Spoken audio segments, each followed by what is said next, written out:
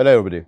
On the 26th of December 2023, Azerbaijan's foreign ministry declared two employees of the French embassy in Baku as persona non grata on the grounds of their conduct being incompatible with their diplomatic status, namely as contradicting the 1961 Vienna Convention on Diplomatic Relations, leading to their expulsion from the country.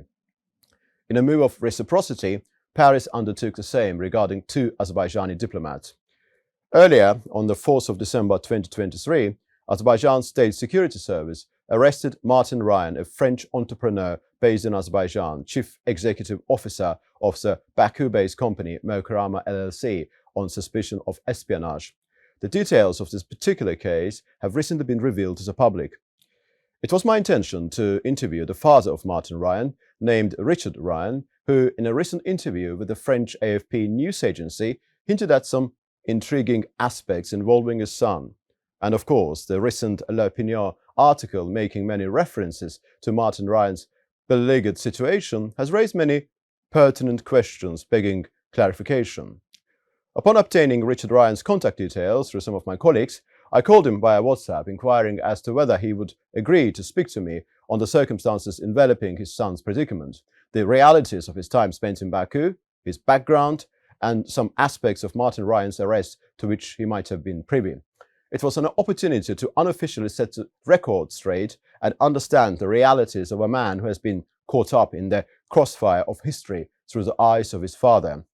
There were many questions I was desirous to put to him.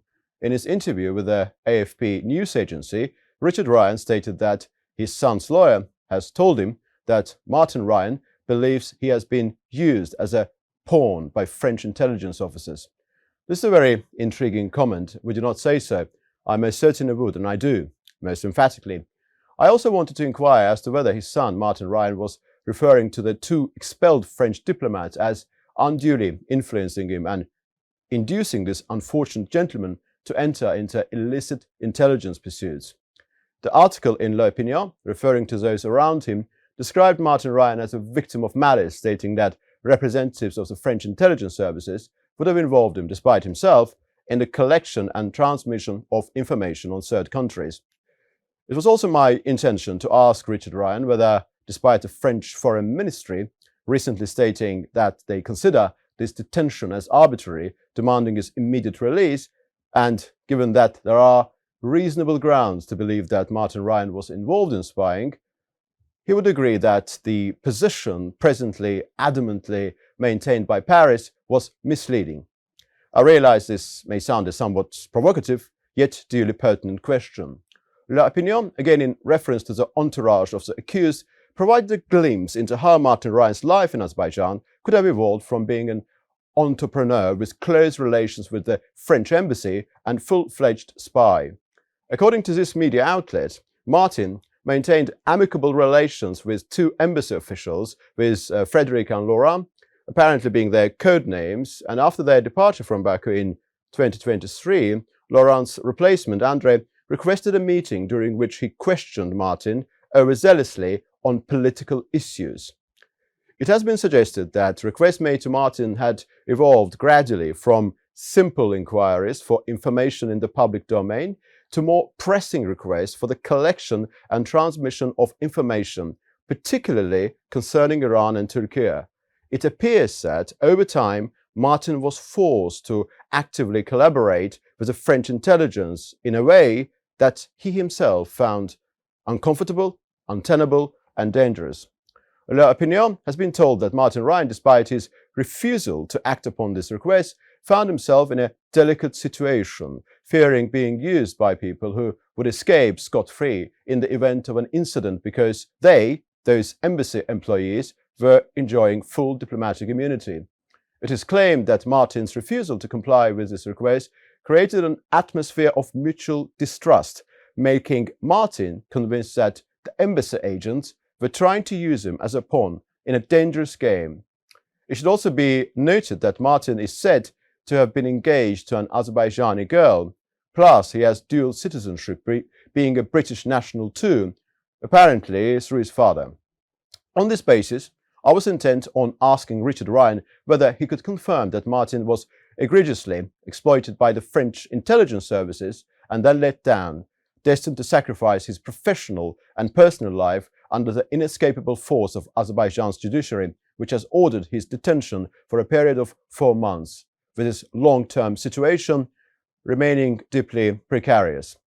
On a different note, Martin has studied and worked in the field of military and global security until 2015, and subsequently switched to entrepreneurial activities, moving to Baku in 2019. Perhaps he indeed arrived in Baku with full knowledge of his role and subsequently found this irrefutably burdensome when the situation went awry. So, these are some of the questions I wanted to put to Richard Ryan. When I called, this understandably concerned father was rather taken aback and eventually refused to be interviewed for reasons that I cannot reveal, for I do not have his authorization. And I have not recorded our brief conversation, for I could not have done so without his permission. One cannot be forced to be interviewed, and one is under no obligation to respond to an interviewer, despite the tireless zeal of the latter. During the conversation, I somewhat inferred that there was nothing written in L'Opinion that he knew to be false. Despite his refusal, he was very kind, suave, calm, and respectful. Subsequently, we had a WhatsApp exchange, during the course of which I asked him whether it would be proper to refer to our brief, unrecorded conversation, however futile it proved to be, if I were to write a piece on the subject involving his son. He was kind enough to authorize me to quote him and provided the following, which I'm at liberty to divulge. I was not interviewed by L'Opinion. I was interviewed only very briefly by AFP. If you want to cite me, just say that I believe my son to be innocent of any wrongdoing and that I think he is a collateral victim of the tensions between Azerbaijan and France. This is particularly unfortunate as Martin had no quarrel with Azerbaijan and was always respectful of its customs, laws and institutions. And he was critical of France's current position on the conflict with Armenia. A very interesting and sad case, is it not?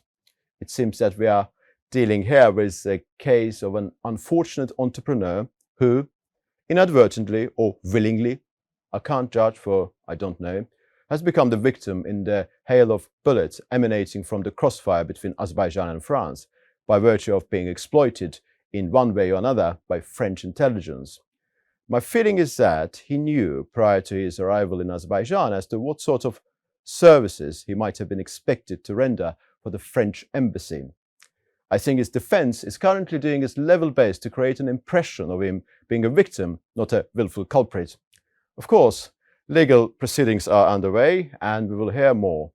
It is only on the basis of officially confirmed information that we can suggest anything with any degree of certainty. What I've tried to achieve in this contemplation was mere conjecture.